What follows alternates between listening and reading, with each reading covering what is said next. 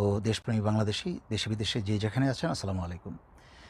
বিশেষ করে আমার এই ছোট্ট আপডেট লাইভটা হচ্ছে বাংলাদেশ সশস্ত্র বাহিনীর সেই সকল সেনা সদস্যের উদ্দেশ্যে যারা আজকে দুপুর ১:৩০টার সময় সেনাপ্রধানের সেনা সভায় মিলিত হবেন। আপনাদের প্রতি একটা অনুরোধ, আমি কিছুক্ষণ আগে জানতে পারলাম যে এটা একটা রয়ের পরিকল্পনা।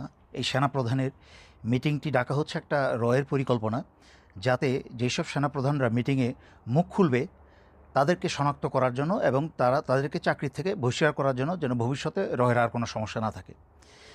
সেই জন্য আপনারা মিটিংয়ে যাবেন, সেনাপ্রধানের এই হাসিনার সেনাপ্রধানের বক্তব্য শুনবেন কি বলার।